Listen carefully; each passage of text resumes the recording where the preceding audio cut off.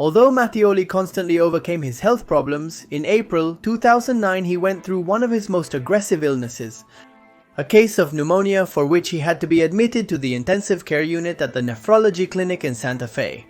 The doctors had no choice but to induce a medically induced coma in order to intubate him. Although his condition was serious for the next 2 weeks, in addition to the pneumonia, his blood pressure was high and he had cardiac complications. His mother, his wife, and his children stayed by his side.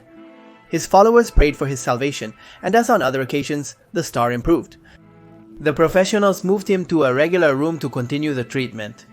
And in just a few months, they were already spending pleasant moments with their loved ones, singing in a theater, and getting ready for new projects. Leo Mattioli didn't know how to give up. In August 2011, Leo Mattioli started a new tour, ready to keep dazzling his fans, but no one imagined what would happen. Luck started to slip away from him in the early hours of Sunday the 7th. That night, he finished a tour that had included cities like Mar del Plata, Orense, and Valcarce. The last stop had been at 5 in the morning at Club Rivadavia, in the city of Necochea. There he had finished the 40 minutes scheduled for the show, but the band didn't see him looking well, especially Nicolas, his son, who was already a permanent member of the group. Indeed, Mattioli was out of breath, although in a good mood. He never stopped enjoying the concerts and was looking forward to his 39th birthday, which would happen in 6 days. What would happen then? That night he said he only needed to rest for a few hours to feel like new. The vocalist stayed at the Gala Hotel. He had chosen room 311 on the first floor, so he wouldn't have to climb so many stairs. Nicholas and the other members of the group settled into other rooms. A few hours later, most of the team was already awake. Mattioli also woke up ready for a new day, but just before 11:30, he suffered a breakdown. He managed to ask the staff for help to call 911, although that help wasn't going to do him any good. But let's not get ahead of ourselves. Argentinian tropical music often produces stars who transcend generations and at the height of their careers meet a tragic end. A dark list that includes Hilda, Rodrigo, and Walter Olmos. Among these ill-fated idols, an artist emerges who shone with a unique personal style. When many were making music close to violence and madness, he reached the peak of popularity thanks to songs about love, heartbreak, pain, and hope. That's why they called him the last romantic, the romantic lion, but above all, the Lion of Santa Fe. A star loved by fans and colleagues and respected even in other fields. How did Leo Mattioli manage to win over all of Argentina with his music? What led him to use morphine to perform at his shows? Was it his excesses that caused him to suffer from an illness? What about those rumors that talk about his ghost wandering along the Atlantic coast?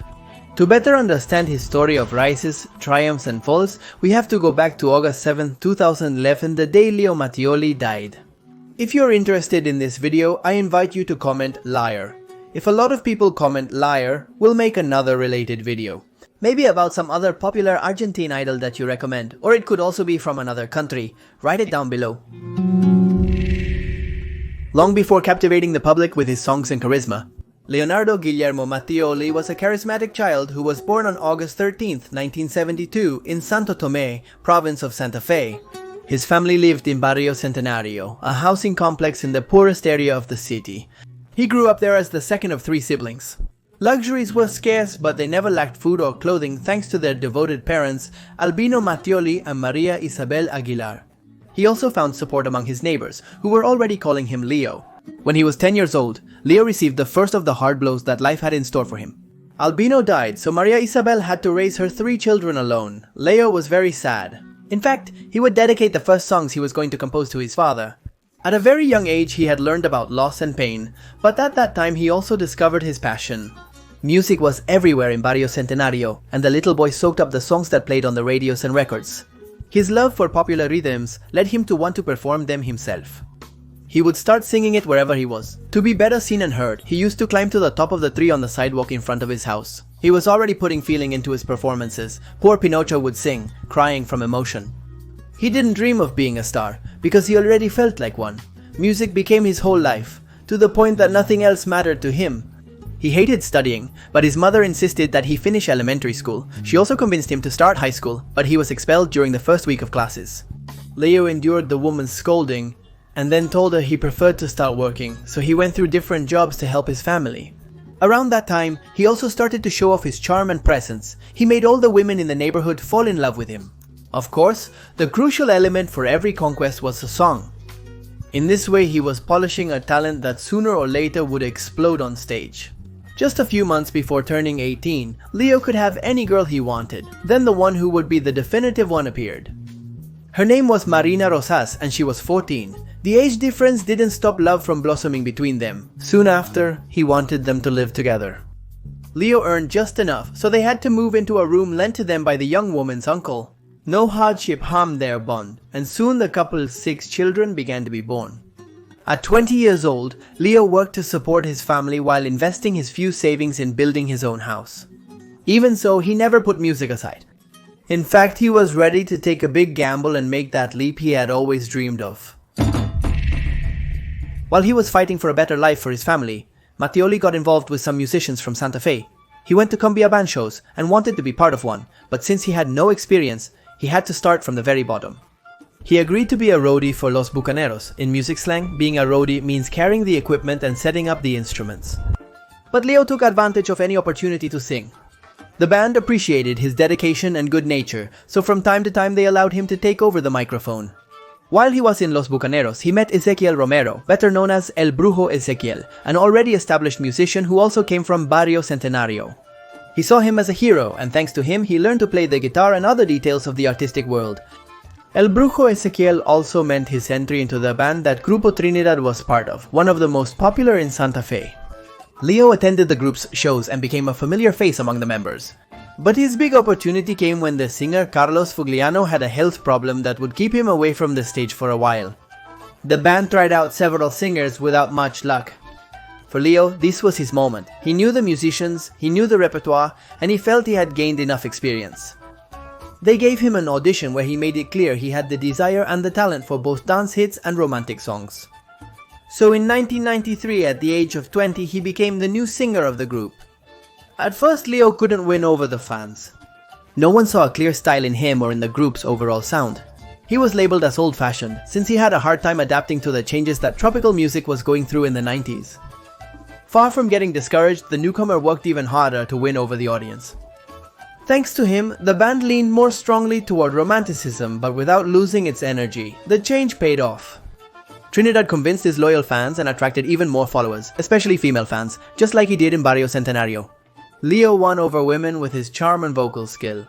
As the leader of Trinidad, the emerging artist recorded albums, toured the whole country, and appeared on television shows. He could have stayed like that in his comfort zone, but he realized he was meant for much more. He had gained the confidence and maturity to start his solo career. At that moment, did he not think that the new direction of his career would be marked by tragedy? At the end of 1999, Mattioli decided it was time to follow his own path. Some of his teammates, like Sergio Reyes and Dario Bebegni, accompanied him on his new adventure. Mattioli and his new group made their debut on December 12th of that year at the Fiesta del Siglo de la Música Tropical, an event held at the Boca Juniors Stadium. The fans and experts didn't notice any major changes compared to Trinidad. In fact, Mattioli and Lo Suyo played several songs from his former band, the emerging one. Astro had what it took to break away from the group and succeed on his own, but he still needed to find his identity as he continued performing. It was precisely in that context that his life would change forever. On January 15th, 2000, Mattioli and his group were returning from a tour in the north of Santa Fe. They were traveling in a van along the highway and everything was fine until they crashed head-on into a truck. The consequences were fatal. Reyes and Bebini died. The singer was badly injured. He was found on the shoulder of the road a few hours later with hypothermia. They were taken to the hospital where the doctors found that he had several broken bones. He had to undergo emergency surgery. His condition was critical although he survived, but the outlook remained bleak for Mattioli. When he regained consciousness, the doctor told him he would never walk again. And would it have meant the end of his career, the closure of everything he had been fighting for? But Leo knew what it meant to fight. The day after receiving that news, he got out of bed and walked. He dragged his leg, but he showed that he had the willpower to defy any diagnosis. Mattioli's recovery took 3 months, and besides doing exercises to move smoothly again, he composed songs. They would no longer be related to Trinidad, but were influenced by his own experiences, especially by his recent closeness to death.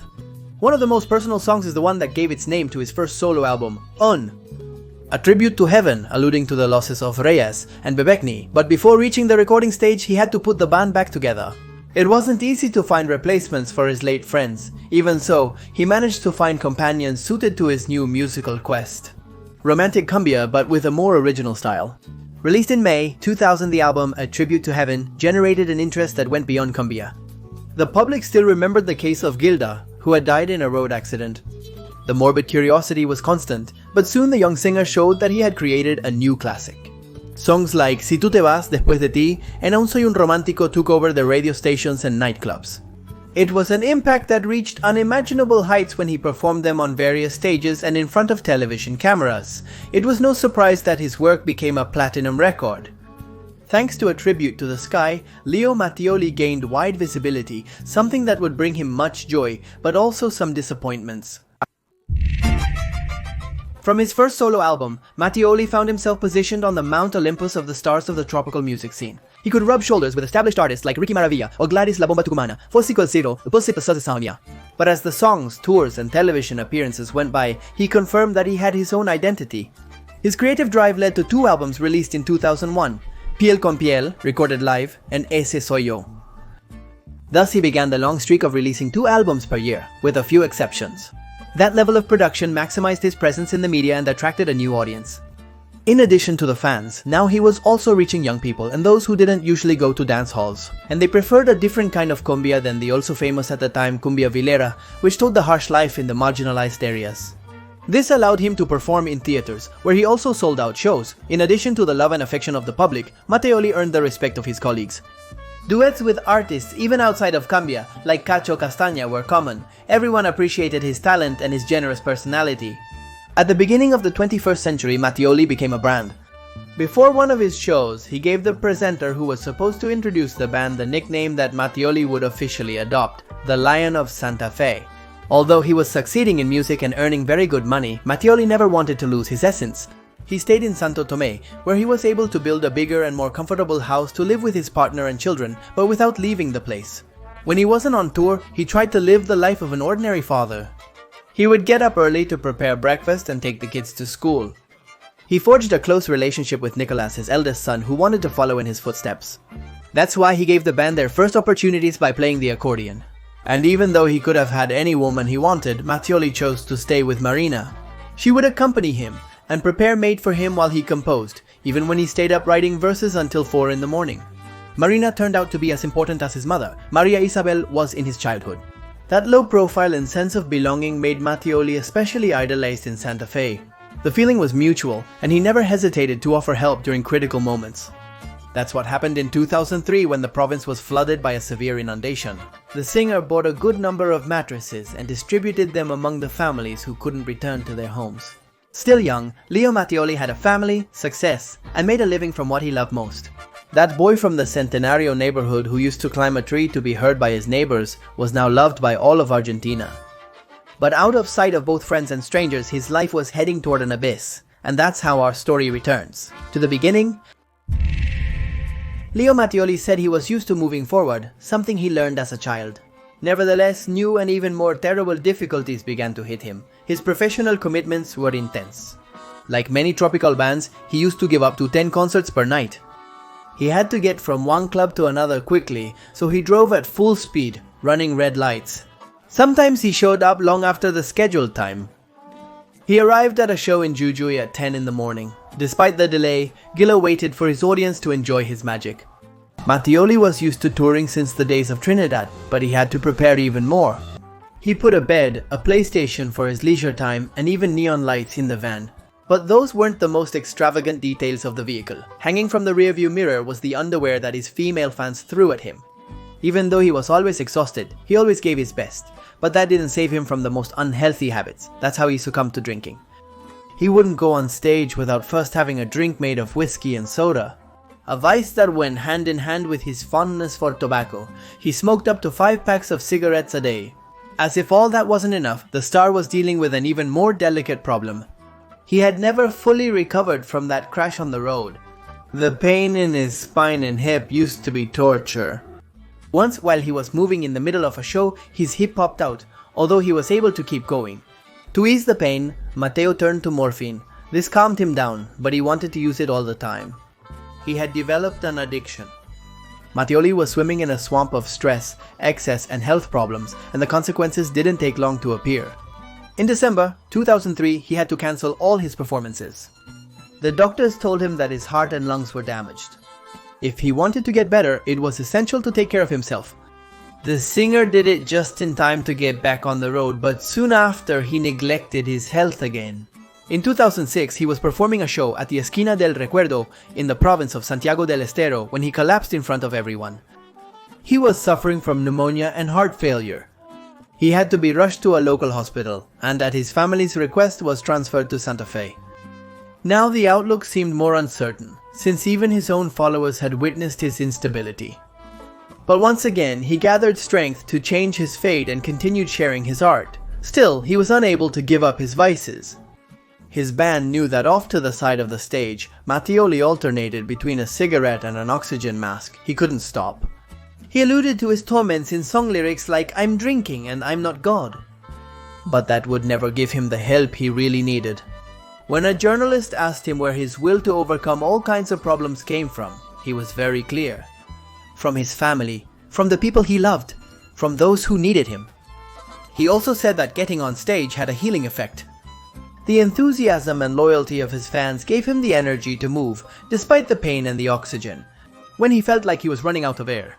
Although his will seemed unbreakable, Leo Mattioli could not foresee that his problems were about to deliver the final blow.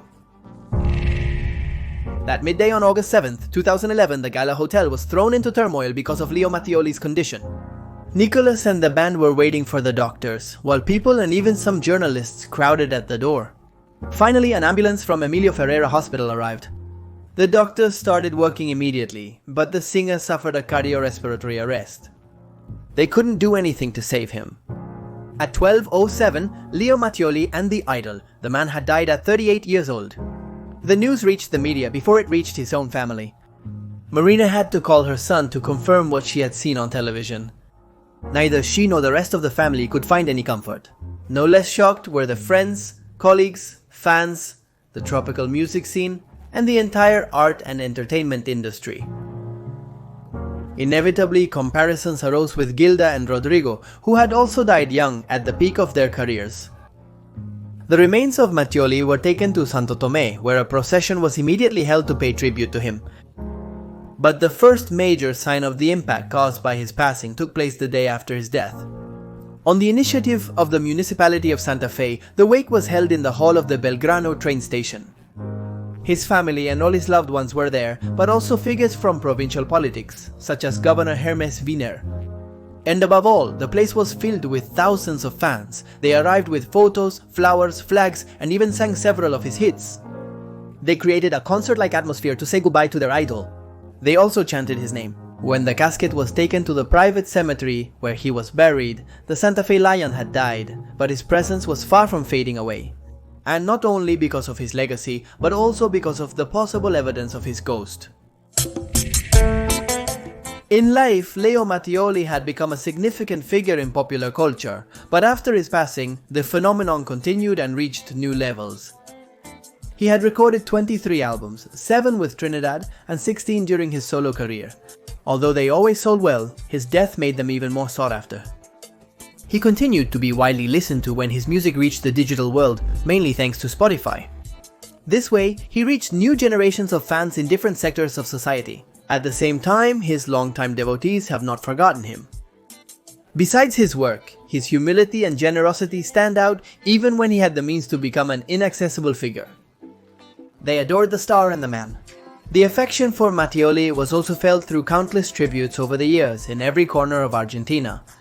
Many come from well-known tropical music bands like Los Palmeras. Others come from artists who dress up like him to perform his hits. These impersonators are common in shows, television programs, and platforms like YouTube. One of the most curious events involves technological advances. Thanks to artificial intelligence, the voice of the Santa Fe Lion could be adapted to a young man in a cumbia style from the rock group Los Piojos. But Mattioli's strongest legacy is related to his own blood. Nicholas followed in his footsteps with a solo career. Like his father, he performs romantic cumbia, although with his own songs and concerns. Family continues to be fundamental in his career. He has Julieta, another of Leon's daughters, as his manager and right-hand person. For his part, as with Gilda Rodrigo, Mattioli's name comes up in discussions about the dark side of Cumbia. The tragedies reveal the consequences of a frenzy of endless night tours, addictions, and exploitation in an increasingly dark and unpredictable world. The figure of Leo Mattioli shines in each of his songs, in the mere mention of his name or his nicknames. He has become an eternal romantic, a romantic who they say would keep on singing. And the musician used to rent a huge house in Pinamar, a coastal and vacation city on the Argentine Atlantic coast. Those who live near that property have given plenty of testimony that something strange happens there. On the darkest nights, even when the mansion is empty, they can hear a voice coming from inside. It's a voice that everyone recognizes, a broken voice full of sentimentality that speaks of love, loss, and death.